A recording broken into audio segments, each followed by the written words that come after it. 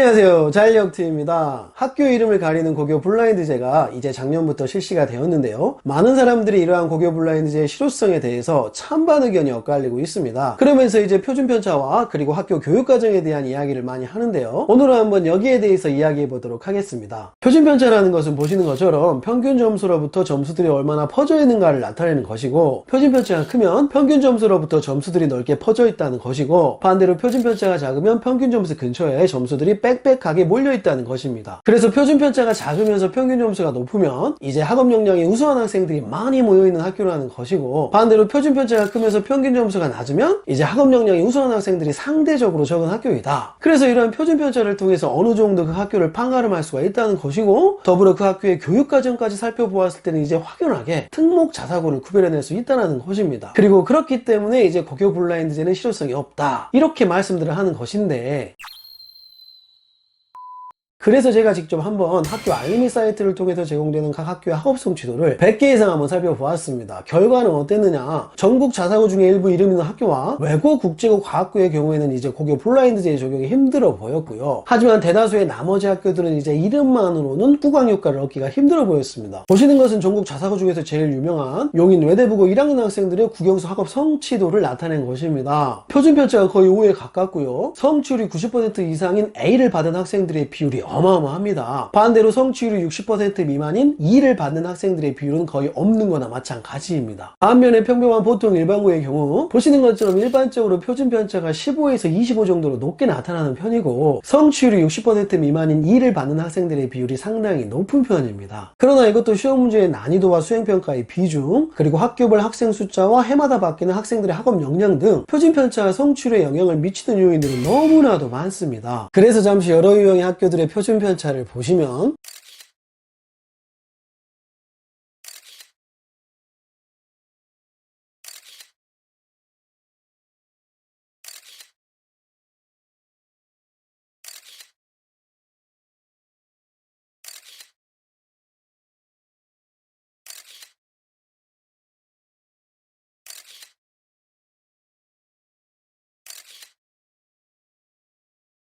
보셨던 것처럼 단순히 표준편차만을 가지고 이러한 학교들을 구분하는 것 자체가 상당히 어려워 보이고, 더불어 굳이 입학사정관들이 이러한 표준편차를 이용해서 어렵게 학교를 구분하는 일 또한 없어 보입니다. 그러나 앞에서 보셨던 것처럼 5점 초반대의 극강의 표준편차와 성취도 A의 비율이 상당히 많은 학교는 단번에 아하, 이름 있는 학교구나 라는 것을 쉽게 알 수가 있을 듯 하였습니다. 그러나 이마저도 전국 자사고 10개 중에 절반 정도의 학교는 보시는 것처럼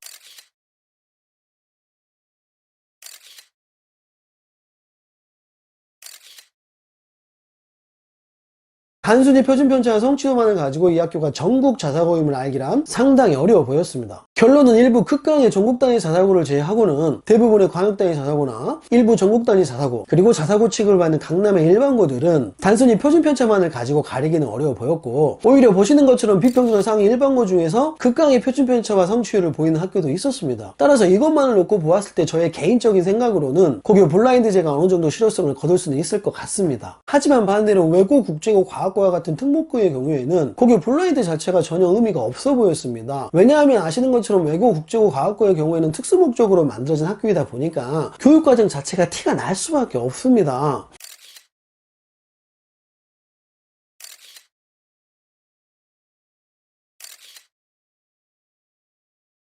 따라서 이러한 것들을 종합해놓고 보았을 때 작년에 실시되었던 고교 블라인드 자체는 어느 정도 실효성을 거두었지만, 완벽하게 실효성을 거두려면 조금 더 보완이 필요하다는 생각이 들었습니다. 마지막으로 고등학교 선택과 관련하여서 이러한 표준편차와 성취도가 상당히 많은 도움이 될 수가 있습니다. 예를 들어서 보시는 것처럼 어떤 학교군 간에 고1 성적을 기준으로 표준편차가 5에서 15 정도로 나오고 성취도 A의 비율이 상당히 많은 학교라면 이러한 학교는 내신 경쟁이 치열할 가능성이 상당히 높습니다. 반대로 표준편차가 20 이상이고 성취도 E의 비율이 많은 학교라면 이러한 학교는 중상위권에서 내신 경쟁이 조금은 덜 할 수가 있겠습니다. 그러나 고2 때부터 수시를 포기하는 학생들이 이제 많아지면서 성취도 2의 비율이 올라가고요, 그러면서 학교마다 표준편차가 천차만별로 달라집니다. 따라서 이러한 표준편차를 의미있게 적용할 때는 고1 성적에서 조금 더 의미있게 적용할 수 있다는 것도 기억해 주시고요. 그러나 이마저도 학교마다 시험 문제 난이도와 수행평가의 비중, 그리고 학생의 숫자와 매 입학하는 학생들의 역량에 따라서도 달라질 가능성이 충분히 있습니다. 그리고 상위 주요 고려대학에서 30% 정도를 차지하는 학생부 종합전형의 경우에는 정량평가가 아니라 정성평가이다 보니까 쉽게 말해서 내신 등급으로만 단순히 판단하는 것이 아니라 앞에서 말씀드렸던 표준편차와 성취도의 비율, 그리고 학생 숫자와 비교과 활동 등 모든 것을 고려하여 종합적으로 판단하기 때문에 내신 경쟁이 치열한 학교에서 내신 등급이 낮아도 합격하는 경우가 상당히 많이 있습니다. 결론은 어느 고등학교를 가든 대학 입시의 가장 기본은 내신 성적이기 때문에 무조건 내신 1등급을 받도록 노력을 하되, 특히나 내신 경쟁이 치열한 학교인 경우에는 더욱더 원점수를 높게 받도록 100점을 받을 수 있도록 노력을 하여라. 그래야 내신 경쟁에서 밀리더라도 학생부 종합전형에서 기회를 잡을 수 있는 겁니다. 그리고 수능 준비를 할수록 대학교 선택의 폭은 넓어집니다. 특히나 내신 경쟁이 치열한 학교에 입학한 학생들의 경우에는 반드시 수능 준비도 함께 한다는 생각을 가지고 가셔야 합니다. 그래야 내신 경쟁에서 밀렸을 경우에 수능으로 만회를 할 수가 있는 것입니다. 얼마든지 수능으로 좋은 결과를 나타낼 수가 있습니다. 항상 힘내시고 자기 자신을 믿으시기 바랍니다. 또 만나요.